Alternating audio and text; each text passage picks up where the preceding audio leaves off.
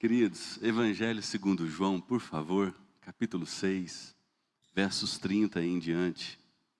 Perdão, Evangelho segundo Marcos. Eu falei João aqui porque os versos anteriores nos falam da morte de João Batista. E eu estou aqui pensando em João Batista, que foi decapitado, e troquei as coisas aqui. Evangelho segundo Marcos, capítulo 6, verso 30 em diante. Nos versos 6 em diante do capítulo 6, Jesus envia os seus discípulos de 2 a 2 para pregarem o reino de Deus, expulsarem demônios, curarem enfermos. Depois, Marcos nos oferece um parênteses, onde ele fala sobre a morte de João Batista. E uma morte cruel, a cabeça cortada, separada do corpo, e a cabeça servida num prato para a filha de Herodias. O propósito de Marcos é mostrar que, embora as boas novas de Jesus sejam extraordinárias, elas podem trazer implicações para as nossas vidas, implicações de perseguição. Depois, o verso 30 em diante, descreve que os discípulos que foram enviados por Jesus, lá no verso 7, agora retornam daquela missão. Percorreram muitos povoados, muitos vilarejos, expulsaram demônios, curaram enfermos, proclamaram sobre o reino de Deus. E agora os discípulos retornam. Normalmente, depois de uma tarefa árdua, retornam cansados. E o que Jesus nos ensina aqui como bom pastor é algo importante demais, não somente para aquela época, mas para mim e para você hoje, não tenha dúvidas.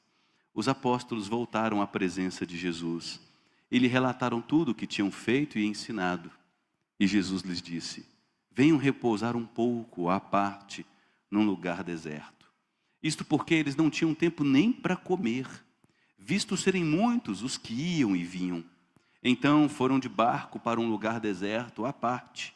Muitos, porém, os viram sair e, reconhecendo-os, correram para lá a pé, de todas as cidades, e chegaram antes deles. Ao desembarcar, Jesus viu uma grande multidão. E Marcos nos oferece uma informação importantíssima. E compadeceu-se delas, porque eram como ovelhas que não têm pastor. E começou a ensinar-lhes muitas coisas. Como já era bastante tarde, os discípulos se aproximaram de Jesus e disseram: este lugar é deserto, e já é bastante tarde. Mande essas pessoas embora, para que, indo pelos campos ao redor e pelas aldeias, comprem para si o que comer. Jesus, porém, lhes disse: deem vocês mesmos de comer a essa multidão. Mas eles disseram: iremos comprar 200 denários de pão para lhes dar de comer? Isso aqui é uma ironia dos discípulos, porque 200 denários é uma fortuna. E Jesus lhes disse: quantos pães vocês têm? Tratem de descobrir. Eles foram se informar, e eu imagino eles andando aqui no meio da multidão, perguntando o que tinha de comida, e responderam: 5 pães e 2 peixes. Então Jesus lhes ordenou que todos se assentassem em grupos sobre a relva verde, e eles o fizeram, repartindo-se em grupos de 100 e de 50. Jesus, pegando 5 pães e os 2 peixes, erguendo os olhos para o céu, os abençoou. Depois partiu os pães e os deu aos seus discípulos para que os distribuíssem. E também repartiu os 2 peixes entre todos. Todos comeram e se fartaram. E o texto diz que ainda recolheram 12 cestos cheios de pedaços de pão e de peixe. E Marcos termina nos informando quantas pessoas foram alimentadas por 5 pães e 2 peixinhos. Os que comeram os pães eram cerca de 5.000 homens, sem contar mulheres e crianças, viu?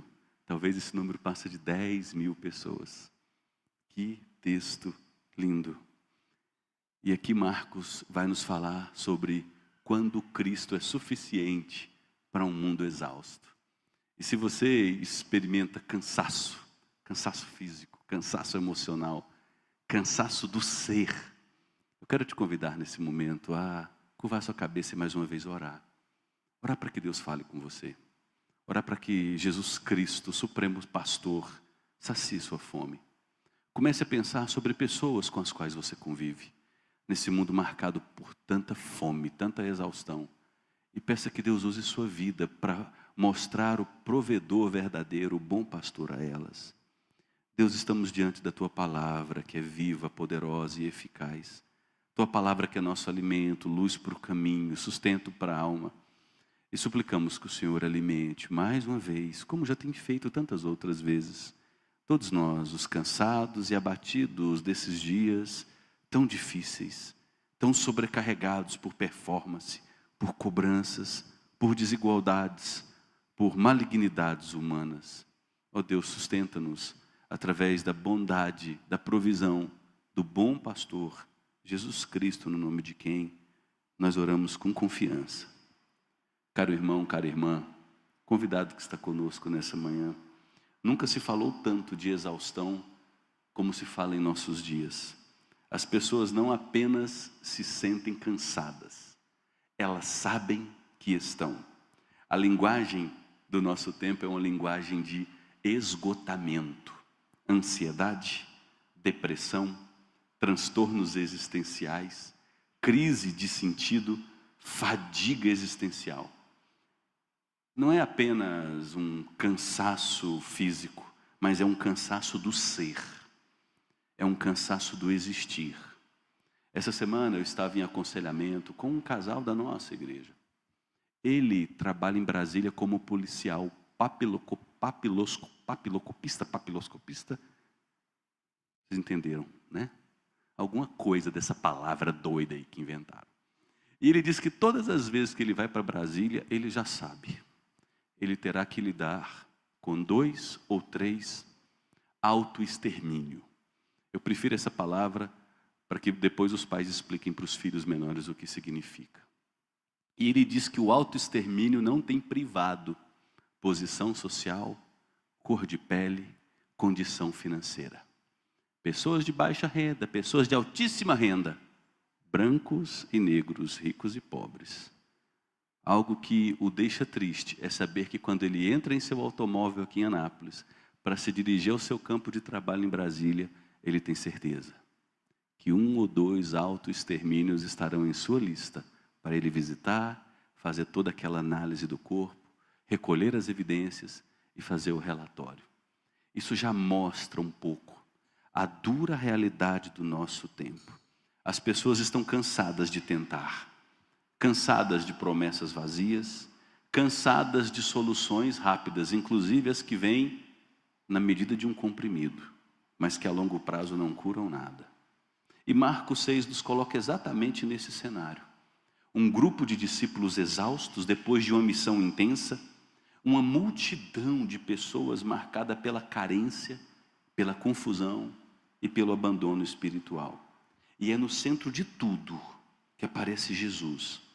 Jesus aqui não oferece nenhuma técnica de autocuidado, mas ele revela quem ele é como pastor suficiente para lidar com as necessidades de um povo cansado, faminto e perdido.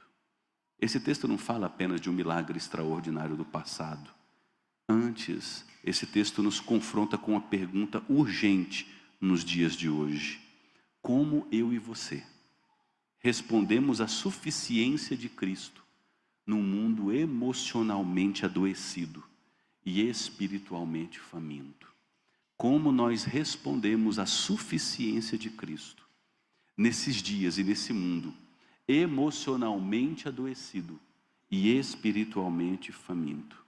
Para a gente enxergar melhor o significado desse texto, a importância dele, a gente tem que observar os versos 7 em diante. Final do verso 6, Jesus pega seus discípulos, os separa de 2 a 2 e os envia pelos povoados e vilarejos. E Jesus diz: eu quero que vocês vão. Quero que vocês curem enfermos, expulsem demônios, falem sobre o reino de Deus, anunciem que Deus interveio na história humana com salvação. E os discípulos vão, pregam o reino, expulsam demônios, realizam muitas coisas, curas extraordinárias. E eles chegam. E o texto diz que eles chegam exaustos, porque eles não tinham tempo nem para comer. Tudo isso aqui está conectado, gente. O cansaço humano, a necessidade da multidão e a suficiência de Jesus, como o pastor que garante ter poder para prover todas as nossas necessidades. O tema desse texto de Marcos não é simplesmente uma segunda multiplicação.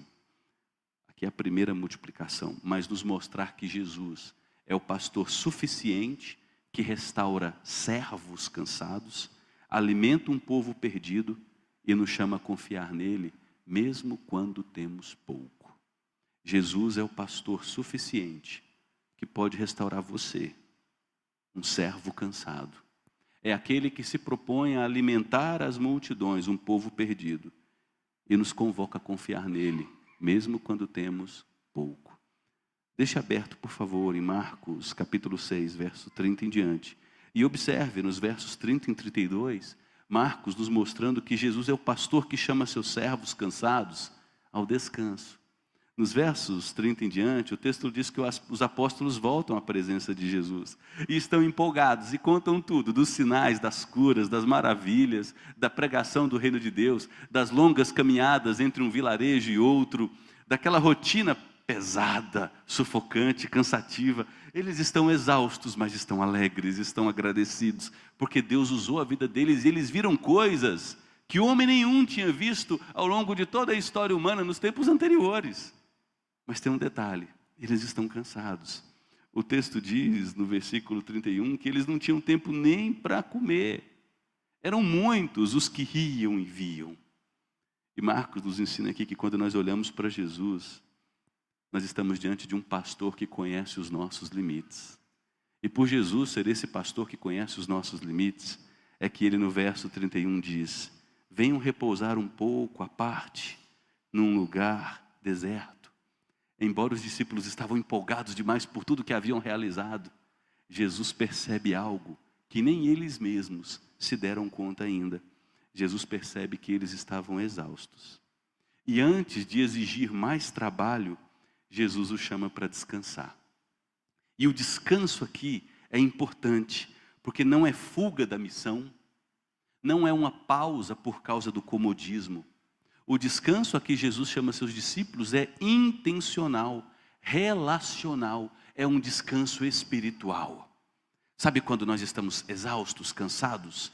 Eu lido com alguns casais e eles falam assim: nós estamos em crise no casamento, vamos nos endividar com uma viagem cara, vamos para Cancún, vamos para as viagens do Brasil que hoje estão a preço de Europa. E aí eles ficam 10, 15 dias, postam fotos instagramáveis. E quando voltam, 4, 5 dias depois, o que voltam com eles? Os mesmos problemas. Jesus não chama os discípulos aquele descanso que a gente às vezes gosta, quando diz eu estou exausto, que é maratonar, invernar em séries, dia e noite, Netflix, Amazon e por aí vai. Não. Jesus diz: eu quero conceder a vocês um descanso. Venham repousar comigo à parte. É um descanso intencional, um descanso relacional, um descanso espiritual. O descanso cristão, gente, não é simplesmente parar de fazer, é um voltar-se para Jesus. Talvez o seu cansaço não esteja na muita atividade que você realiza. Talvez o seu cansaço esteja no muito distanciamento que você está de Jesus. Quando nós retornamos para a comunhão profunda, relacional, espiritual com Jesus, Ele nos confere um descanso que nada, entretenimento nenhum nesse mundo pode nos oferecer. Agora, o que é descansar em Cristo? Descansar em Cristo é um ato de fé. É um ato de fé porque exige que nós deixemos de confiar na nossa produtividade, no nosso desempenho e até mesmo no nosso ativismo religioso. Descansar em Cristo é reconhecer que quem põe o pão sobre a mesa não somos nós. Descansar em Cristo é reconhecer que o futuro dos nossos filhos não está em nossas habilidades, no muito fazer, mas na provisão maravilhosa do Senhor. Hoje, nós descansamos em Cristo quando? Preste atenção nisso e de preferência, anote isso. Nós descansamos em Cristo quando submetemos nossa agenda à sua presença. E não apenas encaixamos Deus no resto do tempo que sobra. Nós descansamos em Cristo quando submetemos nossa agenda à sua presença. E não quando encaixamos Deus no tempo que sobra. Nós descansamos em Cristo quando aprendemos a dizer não ao excesso de demandas que nos afastam da vida de oração e da comunhão relacional com Jesus. Nós descansamos em Cristo quando aprendemos a dizer não ao excesso de demandas, e são muitas vozes, são muitas pressões, que nos afastam de um tempo de comunhão com Jesus. Nós descansamos em Cristo quando entendemos que nos envolver muito em ativismo religioso, sem comunhão profunda com Deus, pode sim nos levar ao esgotamento espiritual. A gente vê na igreja dois extremos. Normalmente esses extremos se traduzem da seguinte forma: há aqueles que servem intensamente, mas negligenciam o descanso em Cristo. E há aqueles que estão tão descansados que confundem descanso com ausência de compromisso. Há os muito descansados que estão confundindo esse descanso de longo prazo com ausência de compromisso. O texto nos corrige desses dois perigos. O verdadeiro descanso em Cristo não nos afasta do serviço, antes nos prepara para servir com alegria, com equilíbrio, com perseverança a longo prazo. O texto segue nos dizendo nos versos 33 e 34 que Jesus é o pastor que, além de ver o cansaço e suprir as necessidades dos seus discípulos, se compadece de um povo faminto, de um povo aflito. O texto nos diz que muitos, porém, os viram sair e, reconhecendo-os, correram para lá a pé no deserto de todas as cidades. E quando Jesus desce do barco, olha que cena bonita que revela o coração do nosso mestre. Ele vê uma grande multidão e o que vem a seguir é muito forte. Ele se compadece dela, compaixão. Ele sente a dor como se estivesse no lugar dessas pessoas. E o texto explica, porque essa multidão era como ovelhas que não têm pastor. E o texto diz que Jesus começa a ensinar essas multidões. Nós estamos aqui diante de um povo abandonado por líderes infiéis, líderes que ensinavam, mas sem misericórdia, sem compaixão, sem amor. Era um povo sem direção espiritual, sem cuidado verdadeiro, sem compaixão. E a primeira resposta de Jesus não é suprir o estômago. Isso é importante, porque a igreja pode correr para a onda do ativismo social. Nos anos 70, cresceu no Brasil, por meio da Igreja Católica, uma teologia liderada por Leonardo Boff, chamada de teologia da libertação, que via o evangelho, ou reduzia o evangelho à ação social para resolver as desigualdades sociais. O movimento evangélico respondeu à teologia da libertação, criando, com intenções boas, a teologia da missão integral. E a teologia da missão integral foi liderada por homens sérios no início. Ariovaldo Ramos, Ed Renekiewicz, Antônio Carlos Costa. Mas esses homens começaram a olhar as Escrituras e reduzir as Escrituras como serviço de assistência social aos pobres. E esvaziaram o Evangelho. Jesus nos ensina algo precioso. Vamos suprir as necessidades físicas. Ele alimenta essa multidão. Mas antes, ele faz o que essa multidão mais precisa. Ele ensina. Porque essa multidão, mais que um pão físico que vai ser digerido e voltaremos a sentir fome, precisa do verdadeiro pão espiritual que sacia a fome do ser humano por eternidade, que dá propósito, que dá sentido. Jesus ensina sobre ele como cumprimento de todas as promessas de Deus.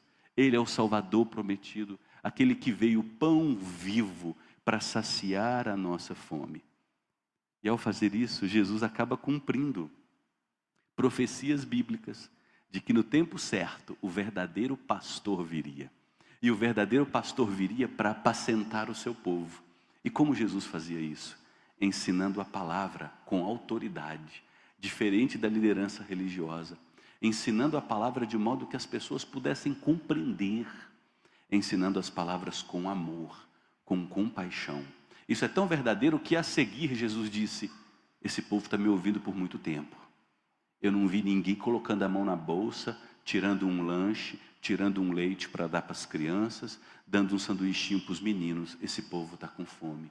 Discípulos, deem de comer a esse povo.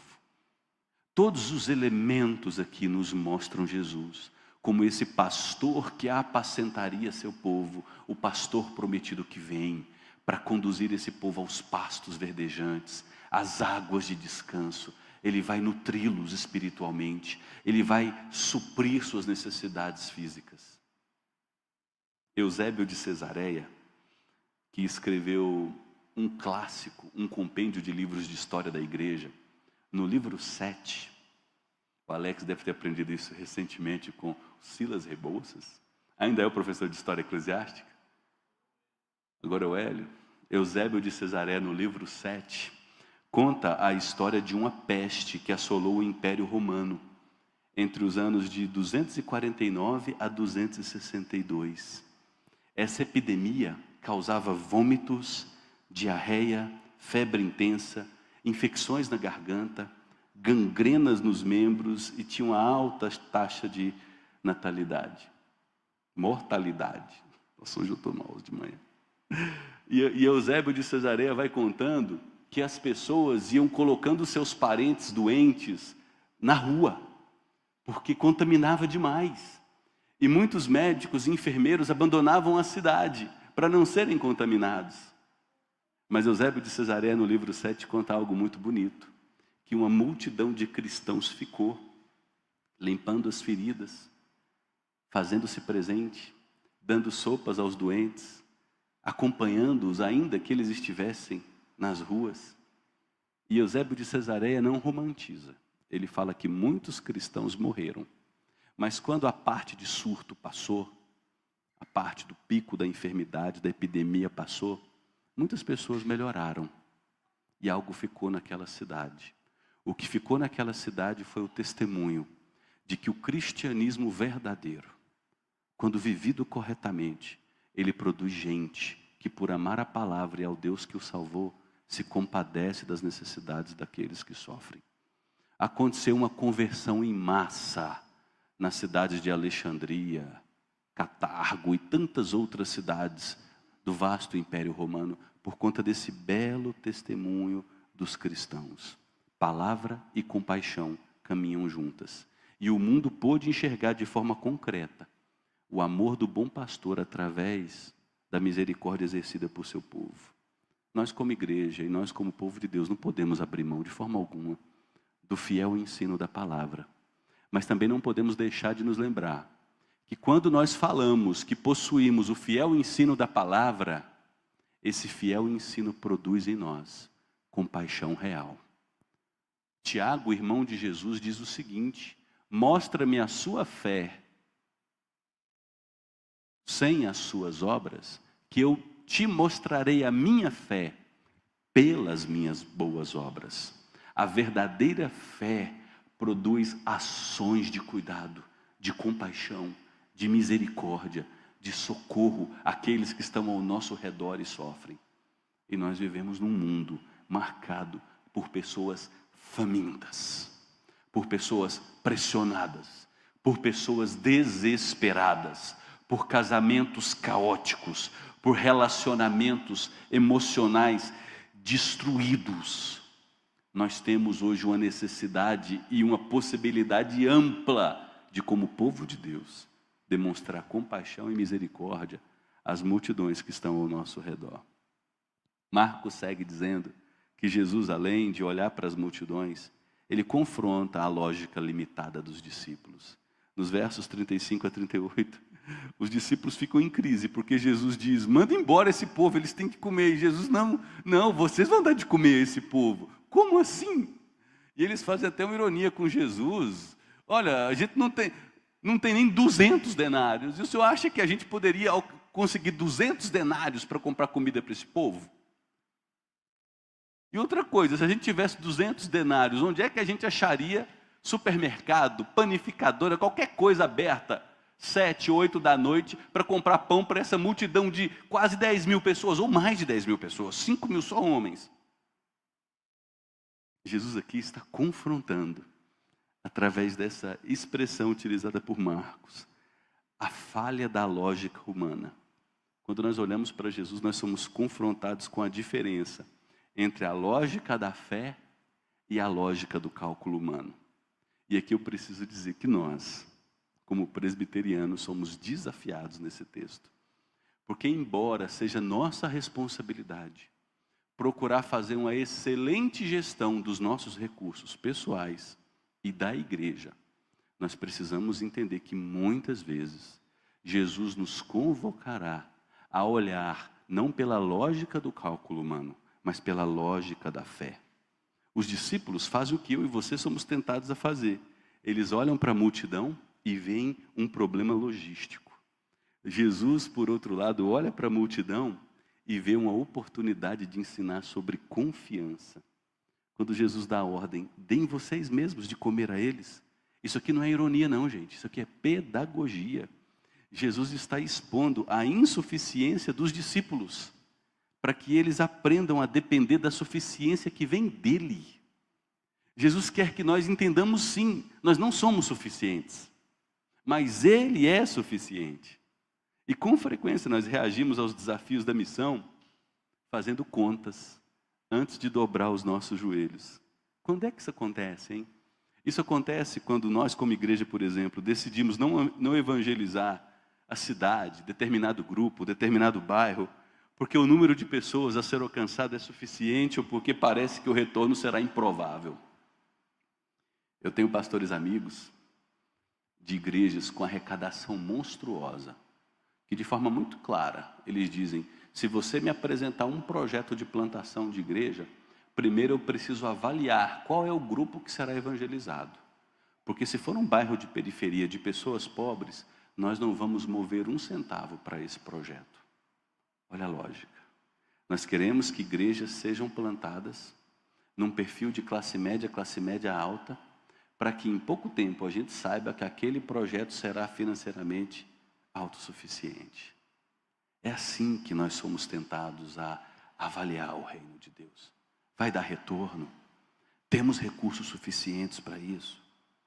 Um outro modo da gente saber se nós estamos pensando errado é quando nós perguntamos se há orçamento, se há voluntários, ou se há estrutura suficiente, antes da gente perguntar com temor e submissão se Cristo nos chamou para obedecer. Porque se Cristo está nos chamando para obedecer determinada empreitada, Ele proverá os recursos para a igreja que é dele, para a obra que Ele deseja ver crescer e fazer crescer. Nós temos a tendência de medir recursos, avaliar os riscos, calcular as perdas, e tantas vezes nós negligenciamos que Cristo está presente. Foi assim com os discípulos diante da multidão. Eles viram um problema logístico, não uma oportunidade para aprender sobre dependência. E ainda hoje a gente repete esse padrão quando limita a missão àquilo que parece ou não viável aos nossos olhos. Pastor, quer dizer que é para a gente ter uma fé romântica? Uma fé cega? Não. A fé não ignora a realidade, mas se recusa a fazer da realidade a palavra final. A fé reconhece os limites, mas se submete antes de tudo à voz de Jesus Cristo. Obedecer, mesmo sem entender como Deus agirá, é parte da dinâmica do reino de Deus.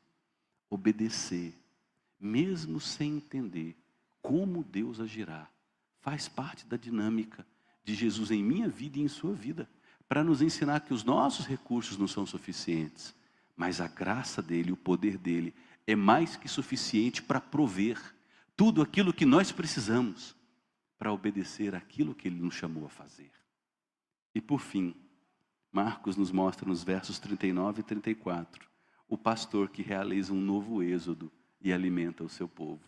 Primeiro Jesus chama os seus discípulos ao descanso. Jesus agora se compadece daquelas multidões. Jesus desafia os seus discípulos a não enxergarem com a lógica humana, mas sim com a lógica da fé. E agora Jesus, como o grande e novo Moisés que viria, ele conduz esse povo como bom pastor a um novo êxodo e ele alimenta esse povo. Quando nós colocamos o nosso pouco nas mãos de Jesus, pode ter certeza, ele revela a sua verdadeira identidade redentora. E Jesus usa os discípulos para isso. Os discípulos contabilizam no meio da multidão quantos recursos existem. Os recursos são insuficientes. 5 pães e 2 peixinhos.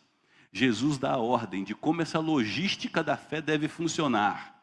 Separe as pessoas em grupos de 50 e 100. Jesus pega aqueles pães e aqueles peixes e agradece, para que todos vejam, os recursos são insuficientes, mas ele agradece a provisão e o sustento do seu Pai e o milagre que seu Pai sempre realiza através do seu poder que nos provê. E Jesus ordena aos seus discípulos que distribuam às multidões. E as multidões comem, comem, comem, comem e comem, até se fartarem abundantemente, e sobram vários cestos cheios, transbordando de alimento. Você imagina a reação dos discípulos? Antes rendidos à lógica humana, agora com o queixo caído, diante do que a lógica da fé pode fazer, o poder de Deus. Mas através desse sinal espetacular, Jesus está mostrando algo mais, que Ele é o pastor que veio realizar o novo êxodo. Assim como Deus tirou Israel do Egito na escravidão do Antigo Testamento por meio de Moisés, e alimentou esse povo através do pão que descia do céu, Jesus veio agora para libertar o seu povo da condenação do pecado e conduzir esse povo até a terra da promessa, a nova Jerusalém, a salvação eterna. Antes, pão caía do céu. Agora, o pão vivo desceu do céu, se encarnou. E o pão seria partido no Calvário por amor a nós, para garantir o nosso perdão e o alimento para a nossa salvação eterna. Jesus é o grande e supremo pastor, para quem Moisés, como pastor que conduzia o povo até a terra da promessa, apontava. E ao sustentar esse povo e sobrar pães, Jesus mostra que Ele é alimento abundante, Ele é o novo e poderoso pastor, Ele é o grande libertador, e Ele veio realizar um novo êxodo, um êxodo definitivo. Um outro sinal para o qual esse milagre aponta é Jesus como o novo pastor.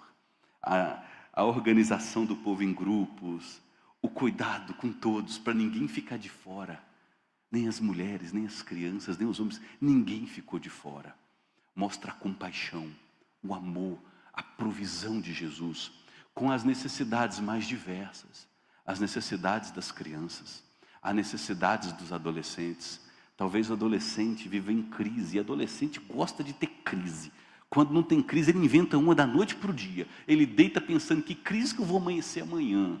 Crise existencial, crise de ser, crise de grupo, crise de tudo. Jesus se importa com você e com todas as suas necessidades. Ele se importa com a necessidade dos adultos, Ele se importa com a necessidade dos idosos. Aqueles que pensam, eu não sou mais útil, eu não tenho mais nada para contribuir. É dor aqui, dor ali, junta, tinha que juntar tudo e jogar fora. Jesus se importa com todas as suas necessidades. Ele separa todas as pessoas em grupo, e não tenha dúvidas, haviam idosos naquele grupo. E Ele alimenta a todos, mostrando que Ele é o novo pastor, que conduz de crianças a idosos aos pastos verdejantes. E lhe sacia com provisão, lhe sacia com graça, lhe sacia com sentido. Ele é o pão vivo que desceu do céu. Diante dos líderes infiéis, Jesus mostra que Ele conhece, que Ele cuida do rebanho e que Ele é organizado e amoroso. E por fim, através desse milagre extraordinário, Jesus está mostrando que Ele é o pão vivo que desceu dos céus. Essa primeira multiplicação antecipa aquilo que Jesus vai falar aos seus discípulos e à multidão em João capítulo 6. João capítulo 6, ele aqui explica melhor esse milagre. Lá em João 6, Jesus multiplica pães e peixes, e a multidão o persegue, para que Ele volte a alimentá-los fisicamente. E a multidão, ao perseguir Jesus, dá a Jesus a oportunidade de Ele oferecer o mais belo ensino.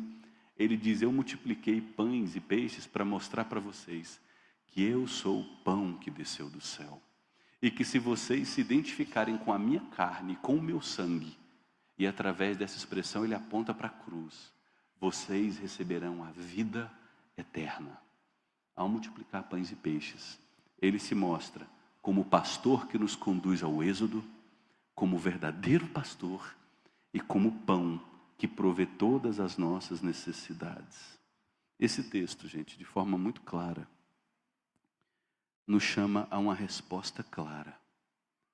Descansar verdadeiramente em Cristo, porque Ele é o nosso provedor e bom pastor, que garantiu nossa libertação e nosso êxodo, ou continuar aflitos, continuar com fome, continuar sem fé, mesmo dizendo que tem fé, porque quando você diz que tem fé, e é regido pela lógica do raciocínio humano, e não pela lógica da garantia de que Cristo é provedor sobre todas as coisas, você vive um ateísmo prático. Você é convocado, nesse momento, diante da palavra do Senhor, a tomar uma decisão. Ou você descansa verdadeiramente em Cristo, reconhecendo que Ele é seu pastor, Ele é seu provedor, Ele é o pão vivo que desceu do céu, que garantiu o seu êxodo, a sua completa libertação. Ou você permanece aflito, angustiado. Só que se você escolher por esse segundo caminho, é uma péssima notícia. Não há nenhuma outra promessa para saciar você, além de Cristo Jesus.